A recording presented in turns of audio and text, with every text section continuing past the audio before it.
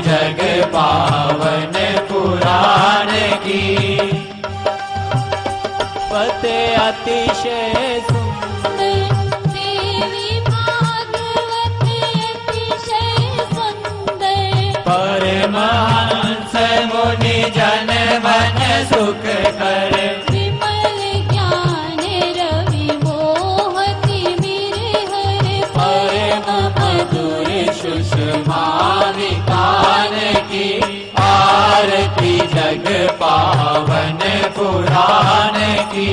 आरती जग पावन पुराण की। कल कल्मष विष विषम निवारिणी। कलिपत भोग सुयोग प्रसारिणी। परमानंद सुधा विस्तारिणी। सुमोषध ज्ञान हान की। आरती जग पावन पुराण की। आरती जग पावन पुराण की।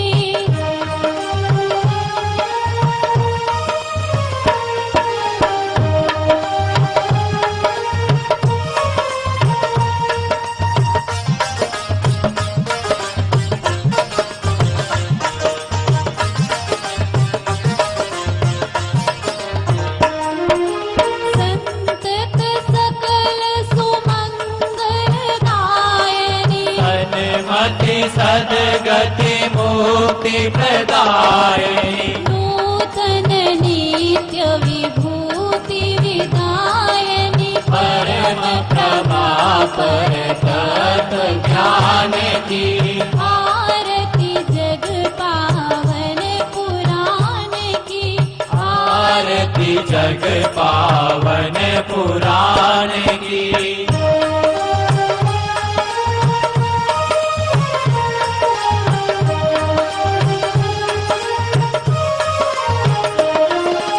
आरती शांति भ्रांति भय भंजनी। आप ताप माया मद गंजनी। शुचि सेवक मन मानस रंजनी। लीला रस मधुमेली दान की। आरती जग पावन पुराण की। आरती जग पावन पुराण की। आरती जग पावन पुराण की। आरती जग पावन पुराण की। आरती जग पावन पुराण की। जय जय शेरा वाली। जय जय शेरा वाली। जय जय शेरा वाली।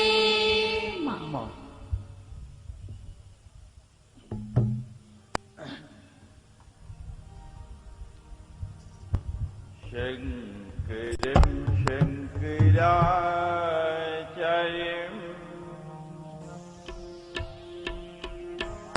केशवं वदरायणं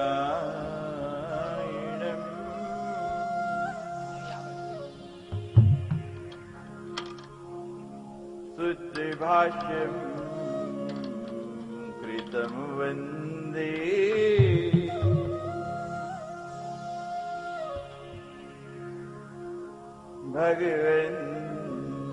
भगवन्ति पुनः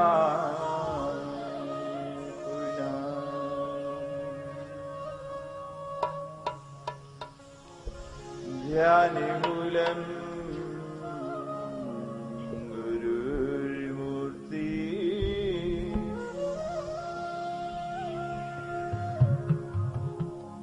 पूजामूलं गुरुपदम्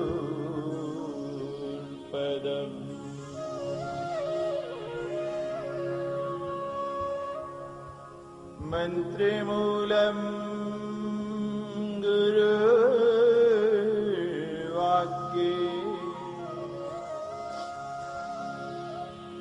मोक्षमूलं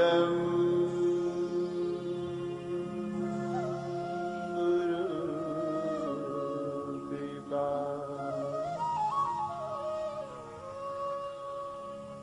नारायण नमस्कृत्यम्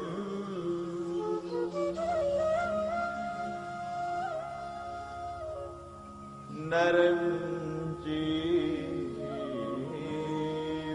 नरोत्तमम्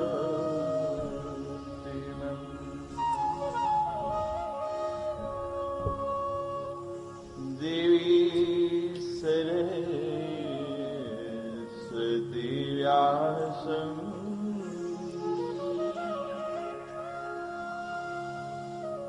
ततो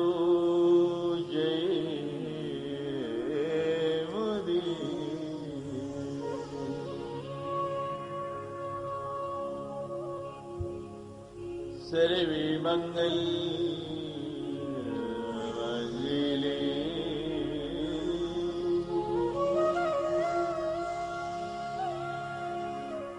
शिवे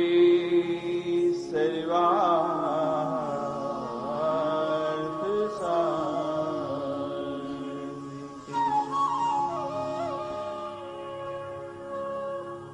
शरणे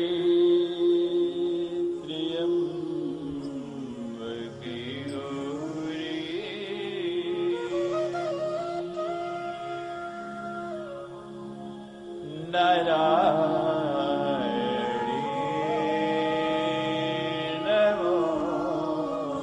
नमोस्तुते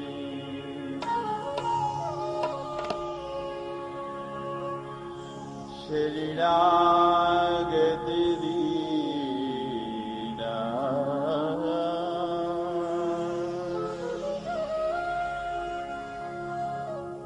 परित्राण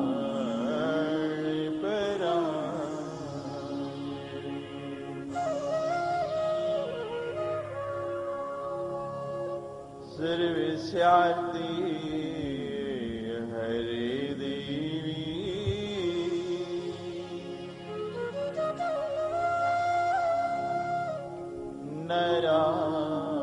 नारायणे नमो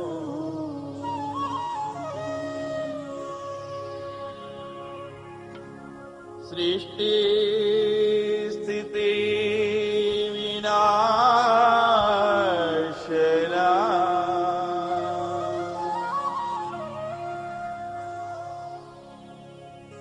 शक्तिभूते सनातनी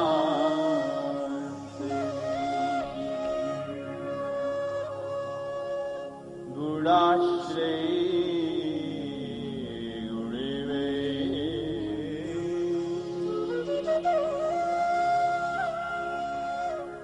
नारायणे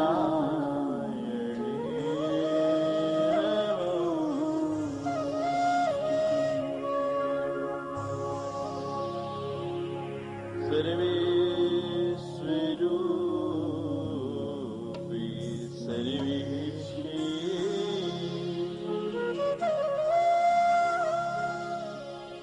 सर्वशक्ति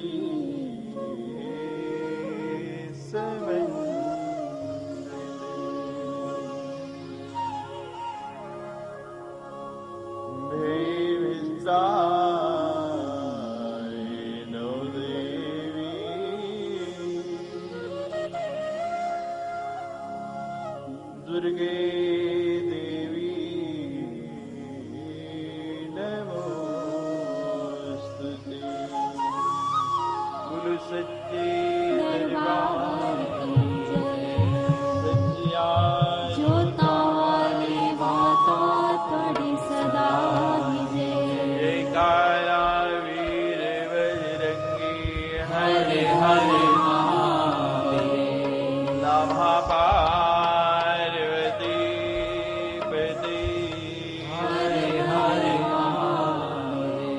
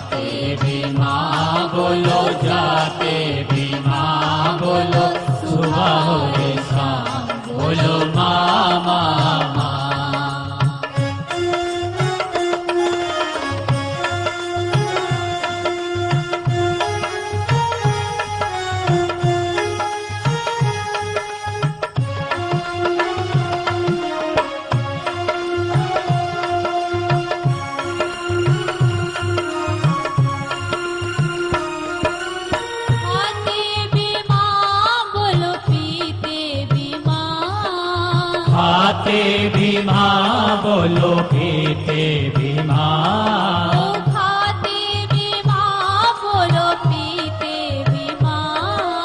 खाते भी माँ, बोलो पीते भी माँ। मरते भी माँ, बोलो जीते भी माँ। बोलो सुबह और शाम, बोलो माँ माँ माँ। खाते भी माँ, बोलो जाते भी माँ। बोलो सुबह और शाम, बोलो माँ माँ माँ।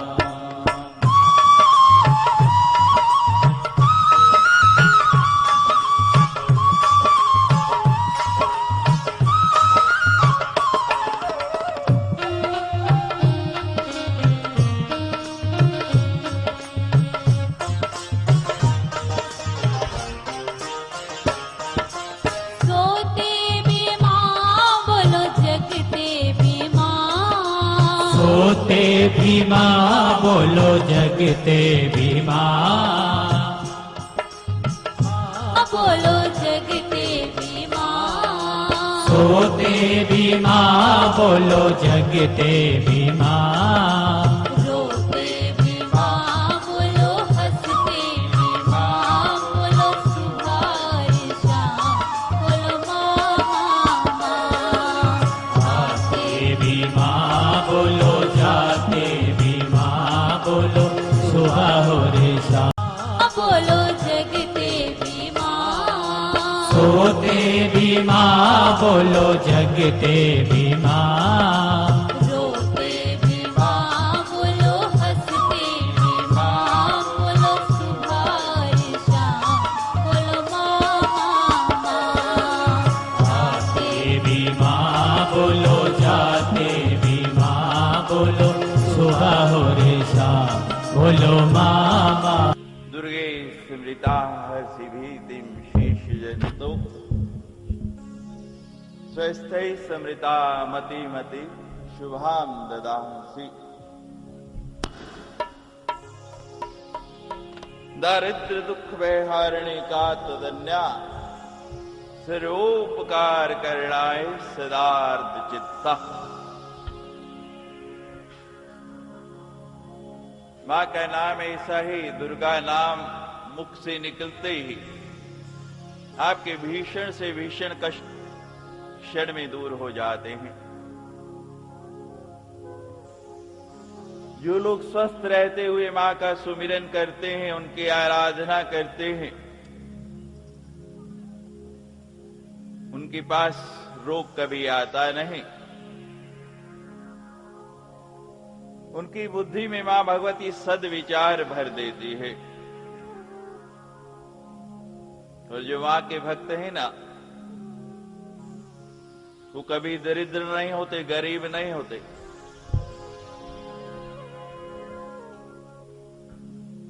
सर्वोपकार करना है,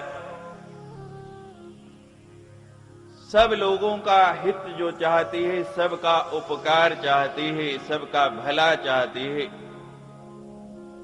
सदार्थ चित्ता, जिसका हृदय जो है, जिसका मन जो है दया से सदा गीला रहता है, दया से ओतप्रोत रहता है। कितनी ममता में, कितनी दयालु होती है मां। सर्दी के दिन हो, बच्चा बिस्तर सर्वमान्य है और दो ये विशेष रूप से प्रशस्त है।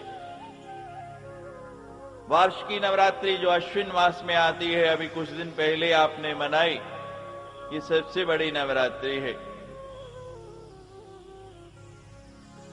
चैत्र महीने में जो नवरात्रि आती है उसको वासंतीय नवरात्र कहा जाता है। वो दूसरी नवरात्रि है जो आप सदा सर्वदा मनाते आए हैं। इनके अलावा दो नवरात्रि हैं, एक माघ शुक्ल पक्ष प्रतिपदा से और दूसरी आषाढ़ मास में। तो यहां लिखा है कि चारों नवरात्रियों में अगर विशिष्ट फल चाहिए, कई मुहूर्त बताए गए हैं और सबसे ऊपर लिखा है कि जब मन में भाव आ जाए। क्यों? हमारे शास्त्रों में लिखा है श्रेयांसी बहु विघ्नानि, अच्छे कामों में बहुत विघ्न आते हैं।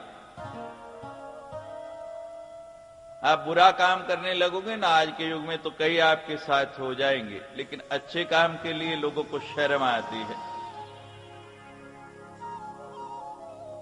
और भगवान भी बहुत रुकावटें डालते हैं उसमें, वो परखते हैं कि आपका निश्चय कितना दृढ़ है।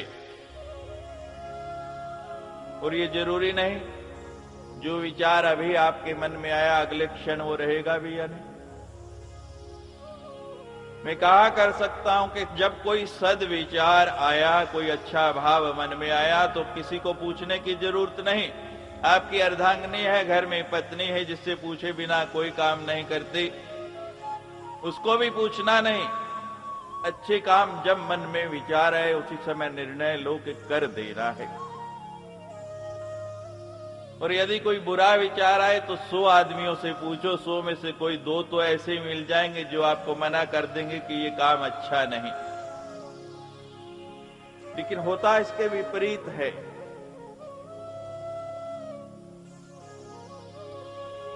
जब हम कोई अच्छा कार्य करने लगते हैं,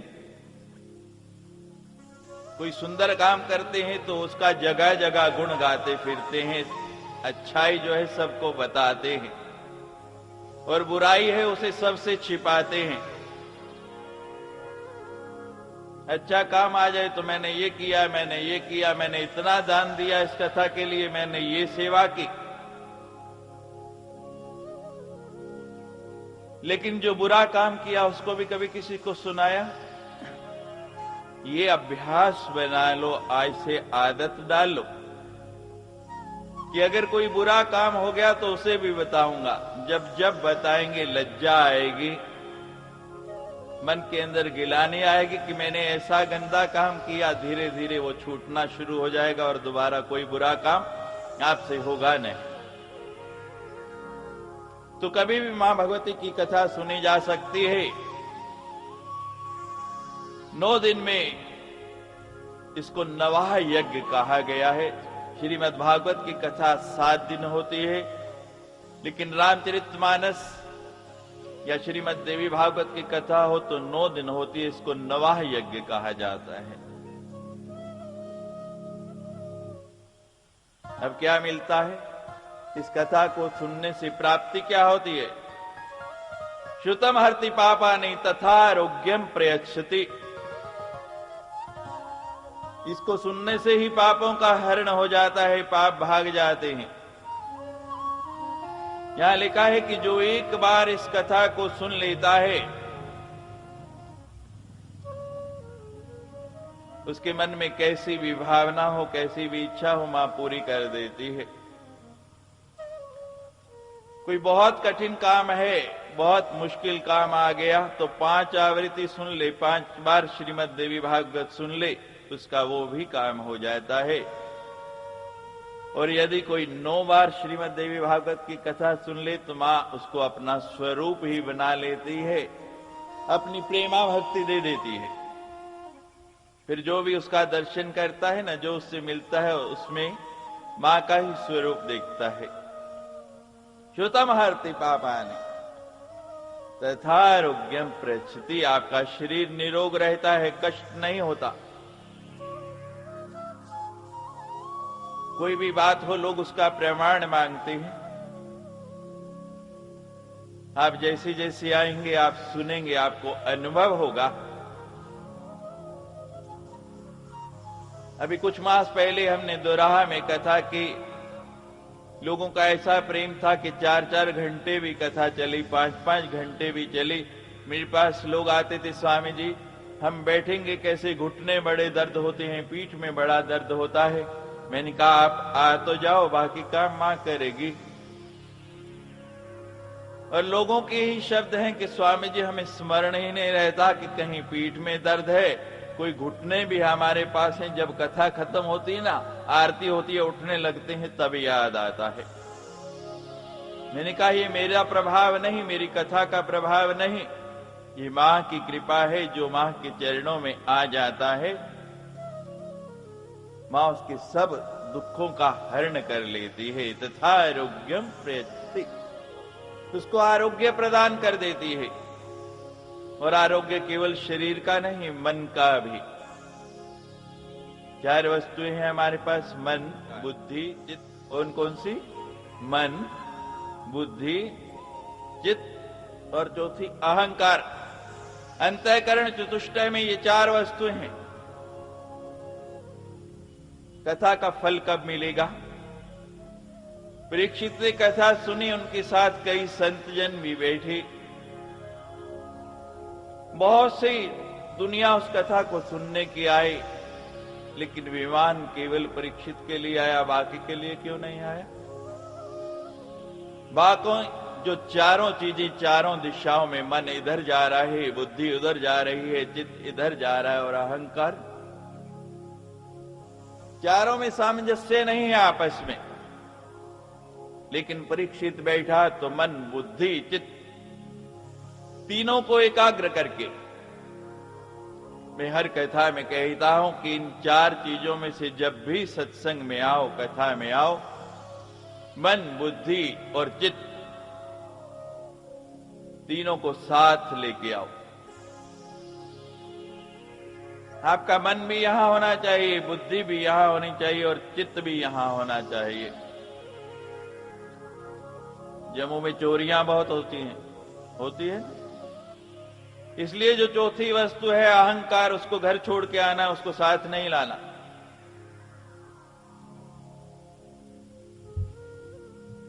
आपका अहंकार आपको यहां बैठने नहीं देगा, और आप बैठ भी जाओ तो आपके मन को चारों तरफ दौड़ाता रहेगा। लोग कहते हैं स्वामी जी चोर बड़े ताकतवर हैं, यहां के एक से मानते नहीं, इसलिए मन, बुद्धि और चित्त तीनों को हम घोर छोड़ाते हैं, चौथा जो है अहंकार साथ ले आते हैं।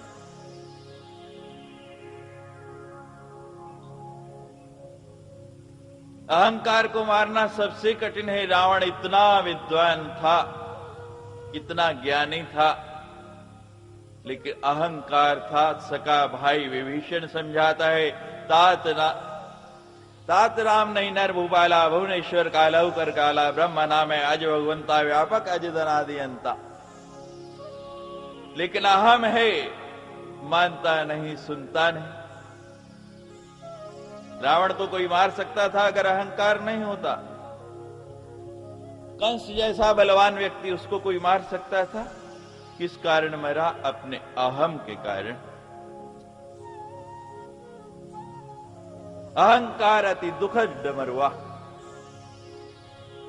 जैसे डमरू देखा है शंकर जी का, जब ऐसे घुमाओ ना तो कितना बजता है। ऐसे ही जब हम अहंकार करते हैं तो वो और अकड़ता जाता है, व्यक्ति और अकड़ता जाता है। उसका अहंकार उसको कहीं का नहीं छोड़ता। एक मूर्तिकार था, बड़ी सुंदर मूर्तियां बनाता, हाथ में जादू था। जो उसकी बनाई मूर्तियां देखता वाह वाह कर उठता। हमारे बड़ौदा से संत आए हैं इतवार गिरी जी।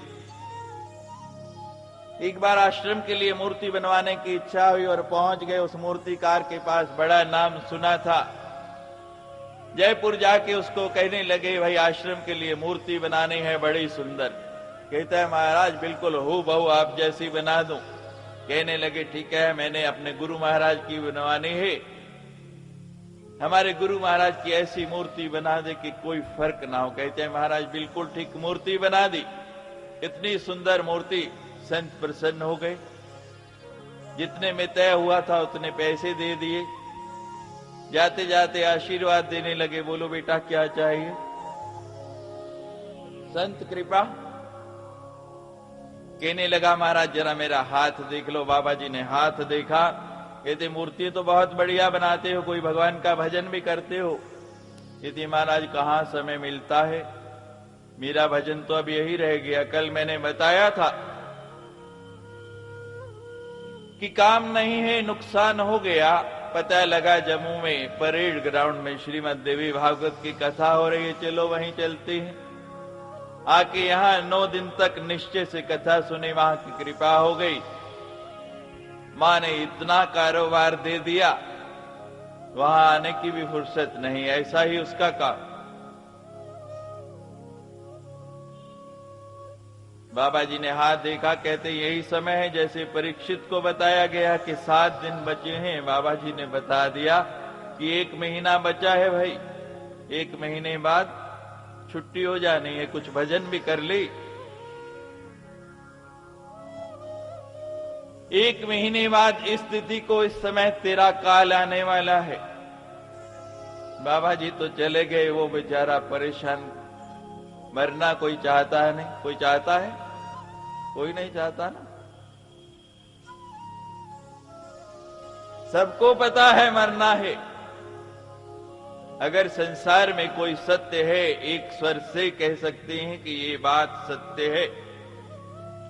पूरे का पूरा विश्व जिस बात को कह सकता है बिना किसी शंका के, वो एक ही बात है कि मृत्यु निश्चित है।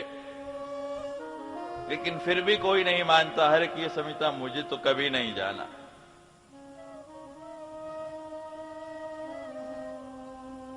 अब वो भी नहीं जाना चाहता।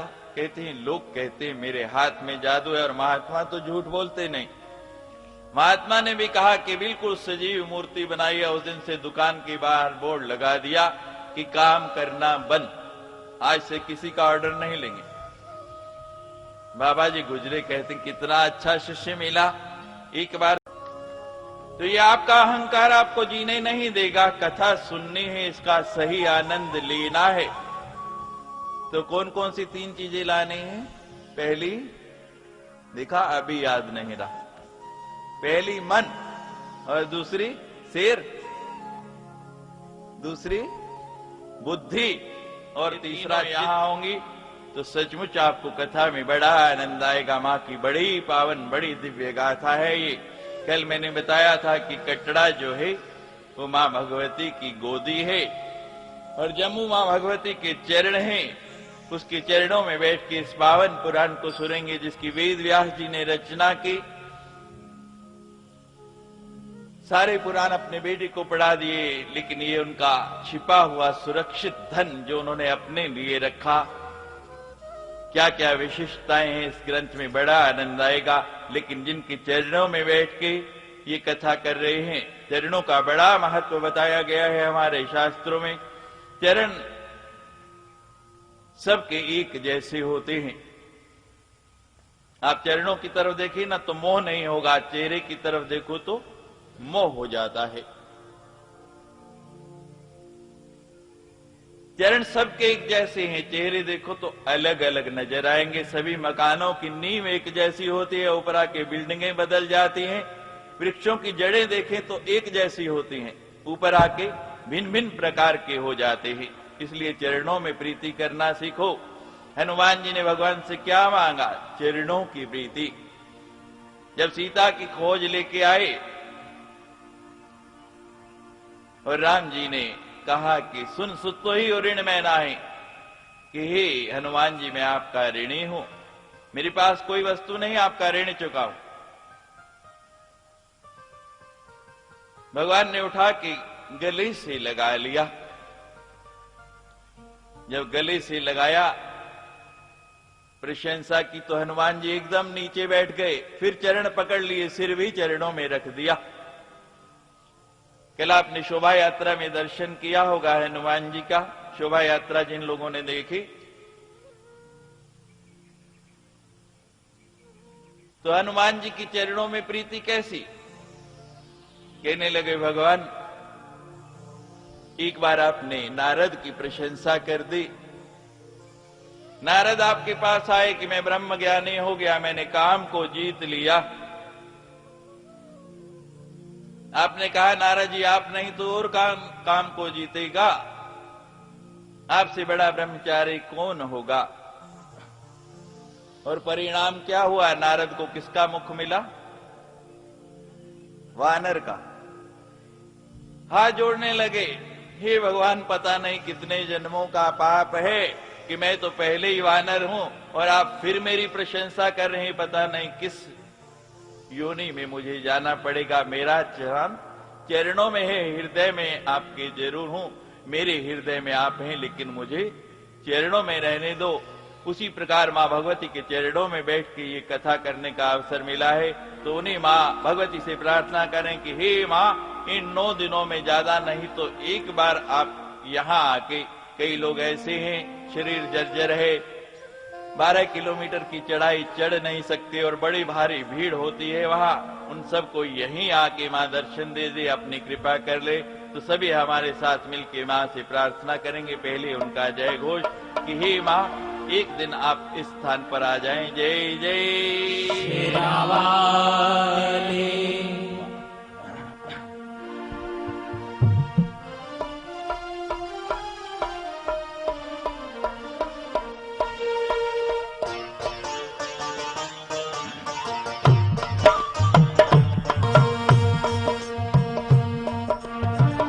देवी के चरणों में हम सर को झुकाते हैं। वैष्णो देवी के चरणों में हम सर को झुकाते हैं। माँ वैष्णो देवी के चरणों में हम सर को झुकाते हैं। वैष्णो देवी के चरणों में हम सर को झुकाते हैं।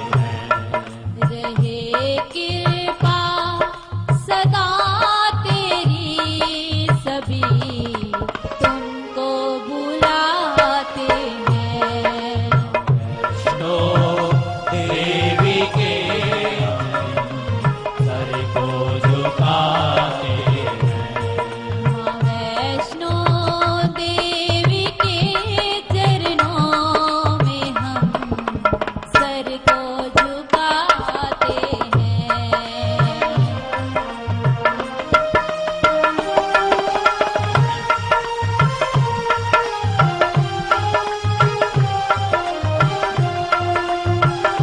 तो मामा कैसी शोभा है, मां का कैसा भवन है।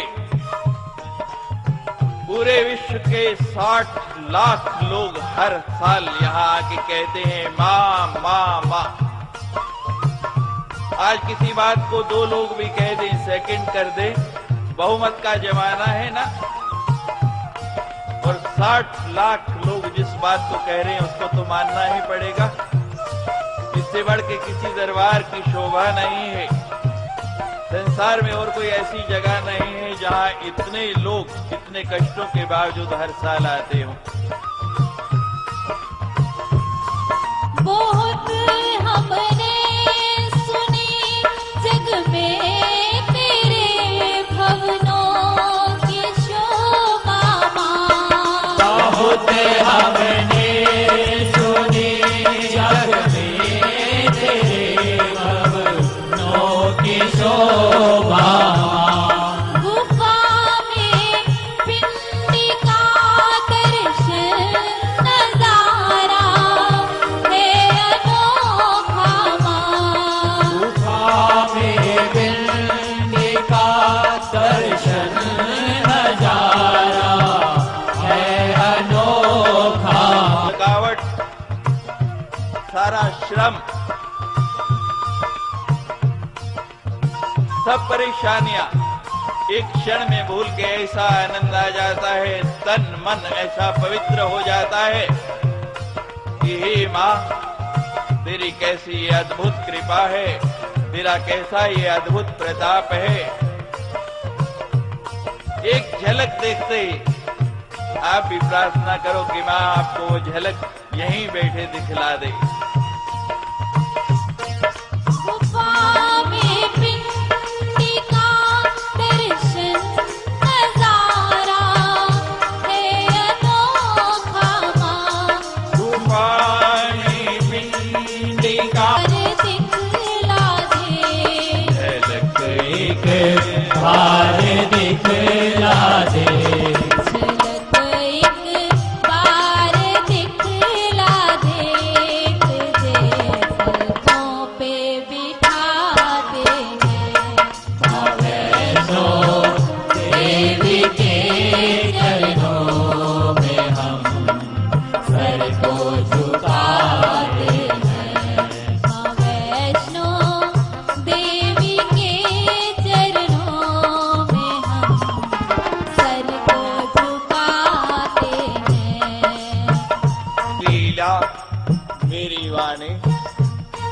सदा ही गुनगुनाती है। माँ की ये कृपा है, जब से मैंने उनकी लीला का गान करना शुरू किया, माँ की कृपा से ये 50वीं कथा हो गई। और जम्मू का भाग्य है, मुझे तो जानकारी भी नहीं थी, जो निरंतर मेरे साथ कथाओं में रहते हैं, उन्होंने कल मुझे बताया कि स्वामी जी ये 50वीं कथा जम्मू में करने का अवसर मिल रहा है। मैं भी आपकी तरह वहीं बैठता था। ये मेरी माँ का ही प्रताप है कि उसने मुझे वहां से उठा के यहाँ बिठा दिया। और आप भी इसी तरह मेरी तरह उसका नाम गुनगुनाते रहें तो कोई बड़ी बात नहीं, वो दिन दूर नहीं जब आप भी मेरी तरह वहां से उठ के यहाँ बैठ जाएंगे। केवल उसका स्मरण करते रहें, उसका नाम उच्चारण करते रहें। तेरी लीला मेरी वाणी सदा ही गुनगुनाती है। तेरी लीला मेरी वाणी सदा ही गुनगुनाती है। छवि तेरी हमारा मन लुभाती है। कभी मनमोहनी तेरी हमारा मन लुभाती है। छवि मनमोहिनी तेरी हमारा मन लुभाती है। करो इस दीन पर कृपा, इस दीन पर कृपा, करो इस दीन पर कृपा। तेरी गाथा हम गाते हैं। माँ वैष्णो देवी के चरणों में हम सर को झुकाते हैं। माँ वैष्णो देवी के चरणों में हम सर को झुकाते हैं। माँ वैष्णो देवी के चरणों में हम सर को झुकाते हैं। रहे कृपा सदा तेरी, सभी तुमको बुलाते हैं। वैष्णो देवी के चरणों में हम सर को झुकाते हैं। माँ वैष्णो देवी के चरणों में हम सर को झुकाते हैं। वैष्णो देवी के चरणों में सर को झुकाते हैं। माँ वैष्णो देवी के चरणों में हम सर को झुकाते हैं। जय जय शेरावाली। देखो, जब जय बुलाई जाती है, सभी ने दोनों हाथ उठा के मां का जय घोष करना है। जो जय बोलता है उसकी विजय होती है। जय और विजय कौन है आप जानते हैं? दोनों भगवान के द्वारपाल हैं। भगवान के द्वारपाल कौन है? जय और विजय। और जो द्वारपाल हैं वो तो सदा पास ही रहते हैं ना।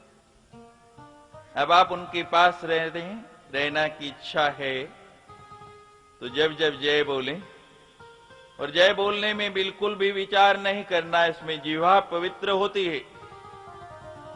जो मन इधर उधर भागना शुरू होता है वो फिर से एकाग्र होना शुरू हो जाता है।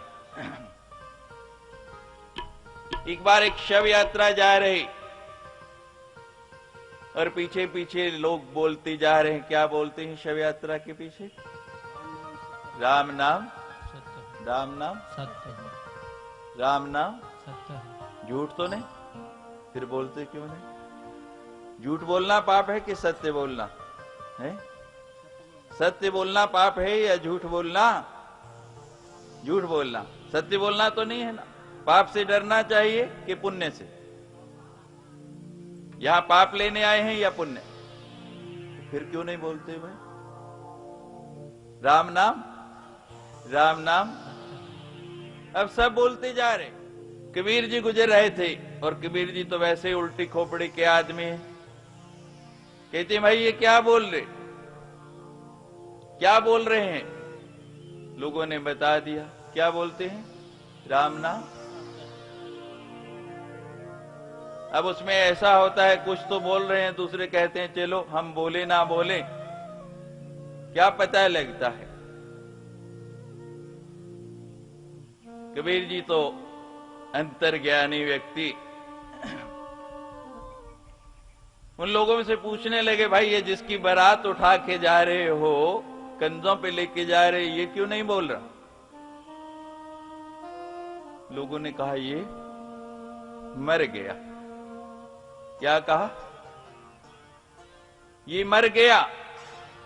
कबीर जी ने पूछा कि भाई मर गया तो क्या हुआ? राम नाम तो बोलना चाहिए। कहते नहीं कबीर जी ये मर गया। कहते वो सुन लिया मैंने, लेकिन राम नाम क्यों नहीं बोलता? कहते जो मर गया वो राम नाम कैसे बोलेगा? अब जो जीवित हैं वो जरूर बोलेंगे, और जो जय जय शेरावाली, जय जय शेरावाली, जय जय शेरावाली।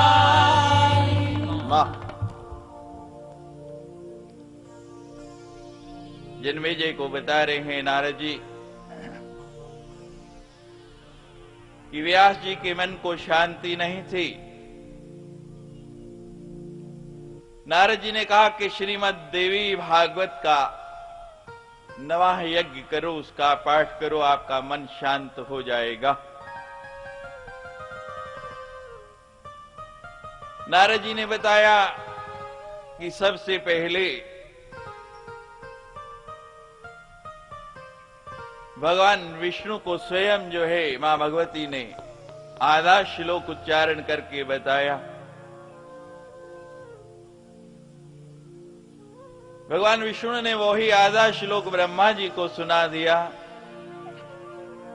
और ब्रह्मा जी ने वही आधा श्लोक नारद जी को सुना दिया, और नारद जी वही आधा श्लोक आज व्यास जी को सुना रहे हैं। सर्वखलिदमेवाहम नान्यस्ति सनातनम।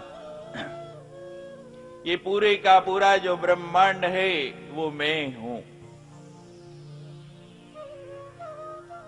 इसके सिवा दूसरा कुछ है ही नहीं।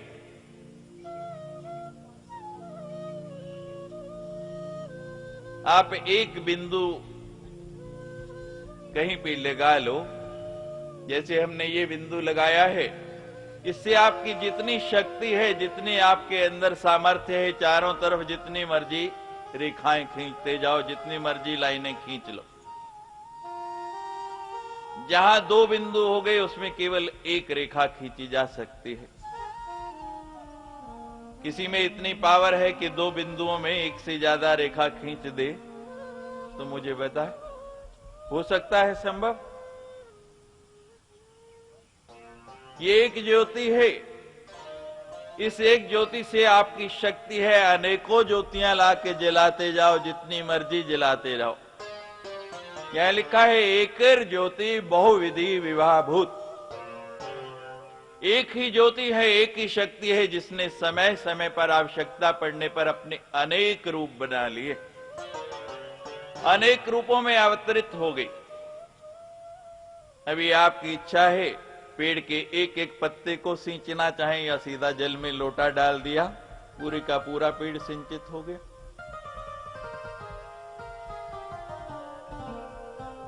ये सबसे सुप्रीम पावर है,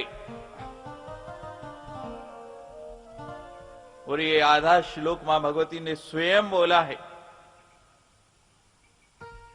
हमारे जितने भी शास्त्र पुराण हैं, उनमें से केवल 3 के साथ श्रीमद् शब्द आया है, चौथा कोई नहीं है। कौन कौन से 3 के साथ श्रीमद् आया है? एक तो श्रीमद् भगवत गीता, दूसरा श्रीमद् भागवत पुराण और तीसरा श्रीमद् देवी भागवत पुराण। कभी आपने सोचा कि इन तीनों के साथ श्रीमद् क्यों आया है, बाकियों के साथ क्यों नहीं आया? विचार किया कभी किसी ने? ये तीनों ही मुख से उच्चारण हुए हैं। श्रीमद् भगवत गीता क्या है? जो भगवान ने अपने मुख से स्वयं उच्चारण करके अर्जुन को सुनाया। संजय ने उसकी व्याख्या की, आप पढ़ते और सुनते हैं। श्रीमद् भागवत भगवान बांके बिहारी आनंद कंद भगवान कृष्ण ने अपने मुख से जो वाणी बोली, उसको व्यास जी ने लिपिबद्ध किया, सुखदेव जी ने उसकी व्याख्या की, वो श्रीमद् भागवत पुराण हो गया। और पूरे अखिल ब्रह्मांड की रचयिता मां भगवती ने जिस आदेश श्लोक को स्वयं, जब वट पत्र के ऊपर भगवान विष्णु जल में शयन कर रहे, चारों तरफ प्रलय आ गई, सोचने लगे हमें बनाने वाला कौन है, मुझे किसने पैदा किया, मेरी रचना किसने की? तो पराम्बा जगदम्बा मां भगवती स्वयं सामने आई और ये आधा श्लोक उसने मुख से बोला, सर्व खलविदमेवाहम नान्यस्ति सनातनम। आगे आप सुनेंगे कैसे तीनों देवताओं को ज्ञान हुआ और कैसे तीनों को मां भगवती अपनी शक्ति देती है। यही आधा श्लोक ब्रह्मा जी ने विष्णु जी ने ब्रह्मा जी को दे दिया, ब्रह्मा जी ने नारद जी को बताया और नारद जी व्यास जी को सुना रहे हैं। व्यास जी ने जैसे ही ये श्लोक सुना, मन के अंदर ठहराव आ गया, लगा मुझे मेरा इष्ट मिल गया। कलम लेके रचना करने लग पड़े। 12 स्कंदों में 318 अध्याय के अंदर 18,000 श्लोकों वाले इस पुराण की रचना कर दी और लिख दिया। जो इस पुराण की कथा सुनेगा, मां की कृपा से शक्तिहीन को शक्ति, धनहीन को धन, संतानहीन को संतान और बुद्धिहीन को बुद्धि मिल जाएगी। ऐसी मां की कृपा हो जाएगी। आज यही श्रीमद् भागवत और श्रीमद् देवी भागवत दोनों एक ही हैं, जैसे शरीर का बायान और शरीर का दायान, दोनों में कोई भेद नहीं है। एक शाश्वत कल्प की कथा है, एक पदम कल्प की कथा है। कल्प भेद से सृष्टि के बनने में थोड़ा थोड़ा अंतर आ जाता है। कल आपने सुना, जन्मेजय को पहला महात्म सुनाया कि कैसे श्रीमद् देवी भागवत के सुनने से भगवान का प्राकट्य हुआ था और कैसे श्रीमद् देवी भागवत की कथा से ही वासुदेव को अपना खोया हुआ पुत्र मिलता है। आज बड़ी पावन गाथा है सुद्युम्न और इला की।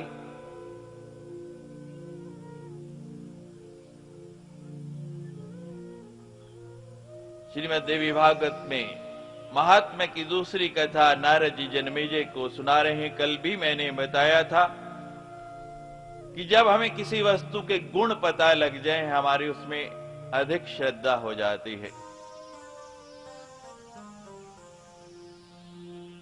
कल पहला गुण बताया, आज नारद जी बता रहे हैं कि एक श्राद्देव नाम के ब्राह्मण थे, उनकी पत्नी का नाम था श्रद्धा। संतान नहीं, यज्ञ कराया, ब्राह्मणों को बुला के पुत्रेष्टि यज्ञ कराया। यज्ञ प्रारंभ हो गया,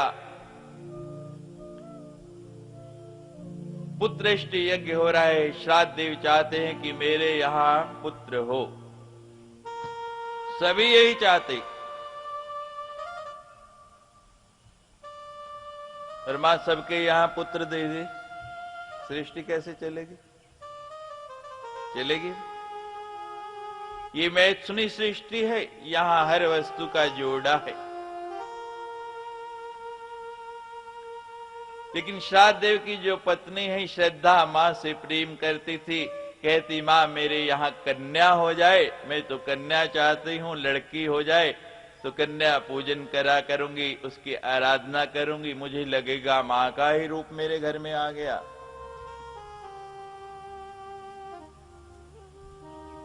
श्राद्ध देव चाहते हैं कि पुत्र हो और श्रद्धा चाहते हैं कि बेटी हो। ब्राह्मणों के पास पहुंच गई, कहते हैं आप ऐसा पाठ करो, ऐसा यज्ञ करो कि मेरे यहाँ कन्या हो। कहते हैं श्राद्ध देव चाहता है कि पुत्र हो, पुत्रेष्टि यज्ञ करा रहा है। कहने लगी कितनी कितनी दक्षिणा मिल रही है। ब्राह्मणों ने बता दिया 1100 मैं और दूंगी, लेकिन होने लड़की चाहिए। ब्राह्मण तो स्वभाव से क्षमा चाहता हूं, स्वभाव से ही लालची होता है। कहा दुगनी दक्षिणा मिल रही, अपना क्या जाता है। श्राद्ध देव कहेगा भी तो कहेंगे आपकी पत्नी ने बोला है भाई। अब यज्ञ पूर्ण हो गया, प्रसव का समय आ गया। जब प्रसव हो गया, आके सूचना दी श्राद्ध देव को लड़की हुई। कहते हैं अंदर ही सूचना रोक दो, बाहर किसी को पता नहीं लगना चाहिए कि लड़की हुई। यज्ञाचार्य के पास पहुंच गया, महाराज मैंने बोला था कि पुत्रेष्टि यज्ञ करना है, मेरे यहाँ लड़का होना चाहिए, लड़की कैसे हो गई। कहा महाराज आपकी पत्नी ने कहा, उसकी माननी पड़ी। देवियों से ही भोजन चलता है महाराज। आजकल बाबू लोगों को समय कहां। आज सुबह हम समाचार पत्र पढ़ रहे थे, हिंदी दैनिक ने भी लिखा कि स्त्रियों की संख्या बहुत ज्यादा थी, और एक अंग्रेजी के समाचार ने तो लिखा कि लेडीज आउट नंबर जेंट्स। आज थोड़ी सी इज्जत रख ली आप लोगों ने मेरी, नहीं वो कल फिर छाप देते। आज पुरुषों की संख्या, कल तो बहुत कम पुरुष बैठे थे। है तो मेरा ये जो कन्या है ना, इसको पुत्र बना दो। वशिष्ठ जी ने बड़ा समझाया, श्राद्ध देव जो हो गया भूल जा, एक यज्ञ और कर लेंगे, पुत्र और लेंगे। कहते नहीं महाराज मुझे पुत्र चाहिए। अगर आपके तप में बल है, आपको अपने तप के ऊपर इतना भरोसा है, जिस मां की आराधना करते हैं उस पर इतना भरोसा है, तो इसको पुत्र बना के दिखाओ। जिद कर ली। वशिष्ठ जी ने मंत्र का प्रयोग किया, उसको लड़का बना दिया। नाम रखा गया सुद्युम। लड़का धीरे धीरे बड़ा होने लगा, पलने लगा, सब शिक्षा दीक्षा हो गई। एक दिन जंगल में शिकार खेलने के लिए गया, और खेलते खेलते बहुत दूर पहुंच गया। और उन्हीं बातों को खोज कर करके जब विज्ञान की मोहर लग गई, तो तब हम लोग भी मानने लग पड़ते हैं। आज छोटा सा ऑपरेशन है, 2 लाख रुपए लगते हैं। पुरुष से स्त्री, स्त्री से पुरुष बना देते हैं। कुछ हार्मोन्स के इंजेक्शन देते हैं, थोड़ी सी सर्जरी होती है, और 15 दिन बाद आप घर जा सकते हैं। किसी को करवाना हो तो बाद में बता देना, मैं एड्रेस दे दूंगा। आज विज्ञान ने प्रमाणित कर दिया तो सब मांगने लग पड़े। हमारे शास्त्रों में जो लिखा है सब सत्य है। सत्यम सत्यम पुनर्सत्यम, इसमें शंका नहीं करना, कुछ भी झूठ नहीं। झूठ होता तो आज के समय में लाखों जगह पर हमारे पुराणों शास्त्रों की निरंतर प्रतिदिन कथा होती है,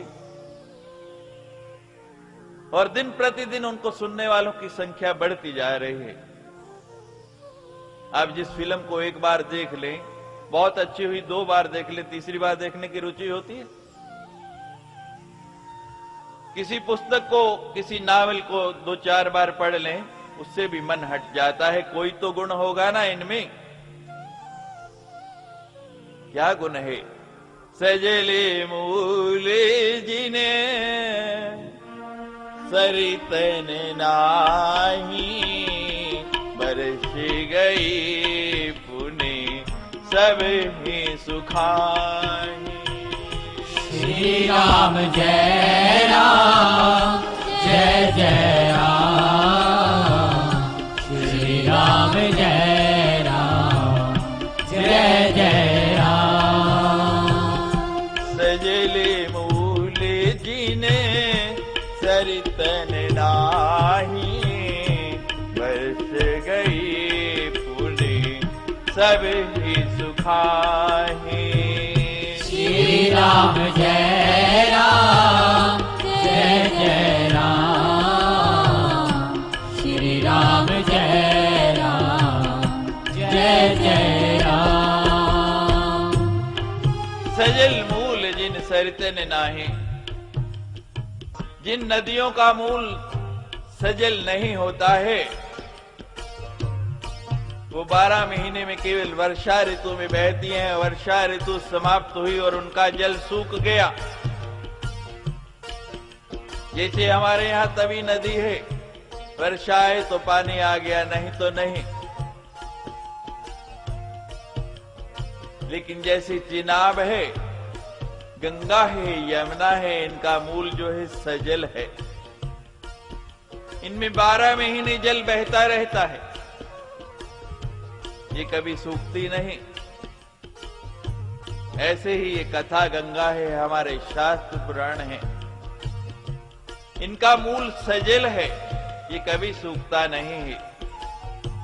और जिसका मूल सजल होता है, उसकी धारा सदा अप्लावित होती रहती है।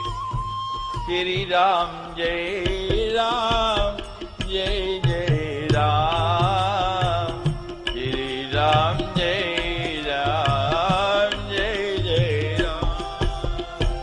श्री राम जय राम जय जय राम। श्री राम जय राम जय जय राम। सजले मूल जीने सरितन नाही, बरस गई पुण्य सब ही सुखाए। श्री राम जय राम जय जय राम। श्री राम जय सभी भाव और श्रद्धा से बोलिए जय जय राम। श्री राम जय राम जय जय राम। श्री राम जय राम जय जय राम। श्री राम जय राम जय जय राम। ओ निज कथा प्रसंगा, सकल लोक जग पावन गंगा। श्री राम जय राम जय जय राम। श्री राम जय राम जय जय राम। कल भी आपको बताया, आप एक गंगा जानते हैं जो भगवान शंकर के सिर से बह रही है। दूसरी गंगा उनके मुख से निकली है और स्वयं भवानी को बता रहे हैं, हे उमा सकल लोक जग पावनी गंगा। उस गंगा की धारा में अमृत है और इस गंगा की धारा में भी अमृत है। उस अमृत को लोग पी के तृप्त होते हैं, इस अमृत को सुन के तृप्त होते हैं। अगर ये अमृत से ज्यादा कीमती, ज्यादा गुण वाली नहीं होती तो परीक्षित मना नहीं करते। देवताओं ने कहा, परीक्षित तुम्हें मौत का भय है, तुम जीना चाहते हो, हम अमृत लेके आए हैं। सर्प का दंश तुम्हारा कुछ नहीं बिगाड़ पाएगा, उसका विष प्रभावहीन हो जाएगा। तुम ये अमृत पी लो, ये कथा हमने सुन दो। लेकिन परीक्षित समझदार था, सोचने लगा कि जरूर ये कथा अमृत से ज्यादा कीमती है। सभी देवलोक से देवता हैं, जिस अमृत के लिए उन्हें भी समुद्र मंथन करना पड़ा, भगवान को स्वयं कूर्मावतार लेना पड़ा, सुमेरु की मथानी बनी। इतनी कठिनता से जो अमृत मिला, मुझे सहज मिल रहा है। और देवता स्वयं लेके आए।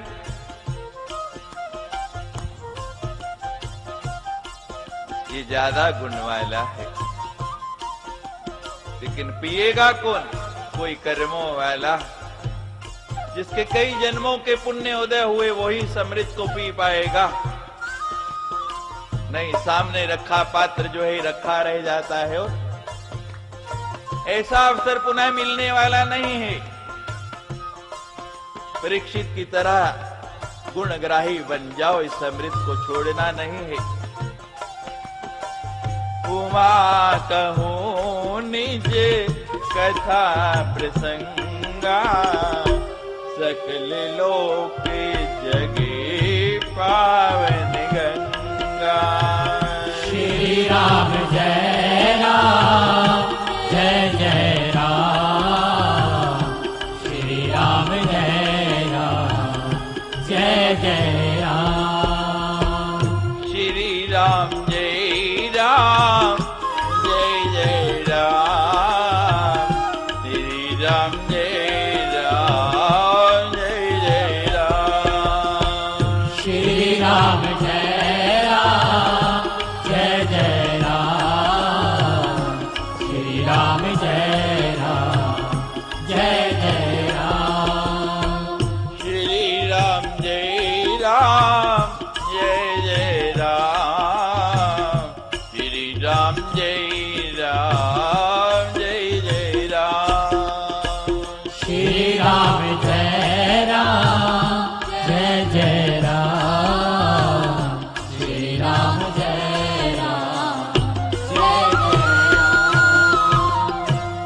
संशय नहीं करना है।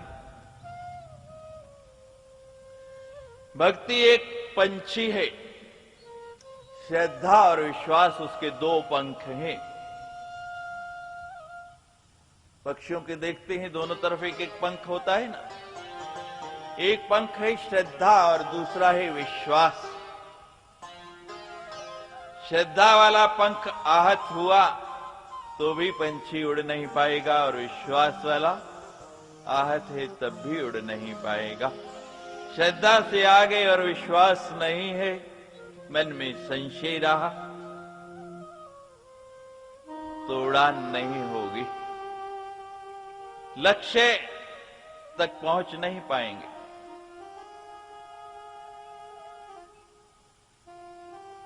जिसने विश्वास किया वो निश्चित पार हो गया।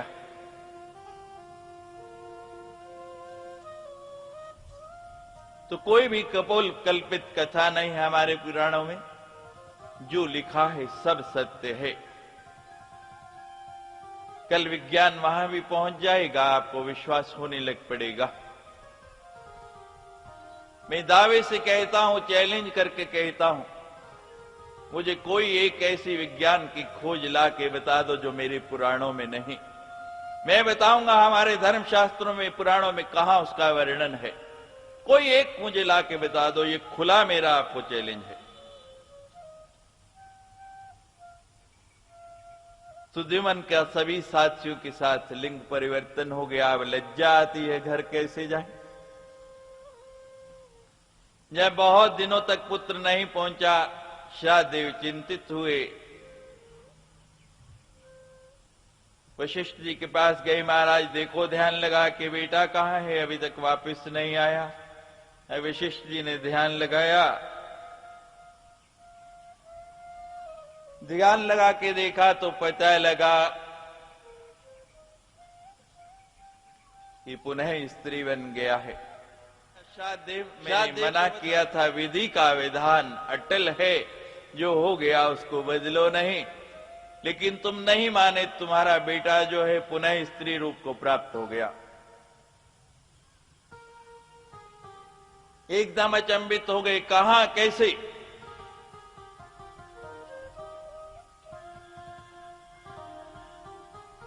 वशिष्ठ जी बताने लगे, कहने लगे, श्राद्ध देव, तुम्हारा बेटा शंकर जी के कीलित क्षेत्र में चला गया और उसको स्त्री बनना पड़ा। एक बार भवानी के साथ भगवान शंकर रमण कर रहे और हमारे कुछ ऐसे ही महात्मा आ गए कि अलख जला दी। शंकर जी की गोद में पार्वती बैठी है, बड़ी लज्जा आई। ये महात्मा चले गए, महाराज अनशन कर दिया। शंकर जी हम आपके साथ नहीं रहेंगे, आपकी व्यवस्था ठीक नहीं है, रहने को मकान नहीं। होता है ना, आपके साथ भी होता है, जो किराए के मकान में रहते हैं उनको अनुभव होगा है? देवियां रोज चिल्लाती होंगी, कोई ढंग की रहने की जगह नहीं, रोज मकान बदलते रहो, हमारे लिए अच्छा सा मकान बनाओ। अब शंकर जी कहने लगे, देखो भाई, एक बार हमने आपके कहने में आके मकान बना लिया था, उसको कौन ले गया पता है आपको? शंकर जी ने एक बार मकान बना दिया, भवानी के कहने से बड़ा सुंदर महल बनाया, कुबेर को बुलाया गया, विश्वकर्मा ने सोने का महल बना दिया। कुबेर के यहां कोई कमी है? ईंट गारे का नहीं, सोने का पूरे का पूरा बड़ा सुंदर महल। और जब इतना बढ़िया महल बना, जितना बड़ा मकान हो उतना बड़ा ब्राह्मण बुलाया जाता है उसकी गृह प्रवेश के समय, मुहूर्त के समय। और उस समय तो सबसे बड़ा विद्वान रावण था, रावण को निमंत्रण दिया। और रावण तो शंकर जी का भक्त है कि नहीं? शंकर जी की पूजा करता था, वो आगे सुनाएंगे कैसे पूजा करता था। रावण को बुलाया, बड़ी सुंदर पूजा हुई, गृह प्रवेश हो गया। शंकर जी कहने लगे, रावण जी बैठो, अब दक्षिणा का समय आया है, बोलो क्या दक्षिणा दे? कहते महाराज मैं तो आपका भक्त हूं, दक्षिणा नहीं चाहिए। ये हमारी भी जितनी मंडली है ना, हमारी भक्त है। जब हम कहते हैं हाँ भाई बहुत बढ़िया काम किया तुमने 9 दिन तक, आओ आज तुमको दक्षिणा, महाराज सब कुछ आपका है, और कभी लिफाफे में 10 रुपए कम रह जाए ना तो बस। सच्चाई है, झूठ नहीं बोलता। होता है ना ये, कह रही होता है, ऊपर ऊपर से ऐसा ही होता है, सब कहते हैं। सूर्य नर मुनि जन की यह रीति, स्वार्थ लाद करें सब प्रीति। कहते नहीं महाराज नियम है, दक्षिणा तो देनी ही है। कहते महाराज मेरी तो बिल्कुल इच्छा नहीं थी, आप देना ही चाहते हैं। हाँ हाँ बोलो रावण जी क्या चाहिए, जो कहेंगे वो ही दे देंगे। महाराज आपकी बहुत इच्छा है ना, तो ये महल ही मुझे दे दो। कहते ले जा जल्दी, जान छोड़। दे दिया।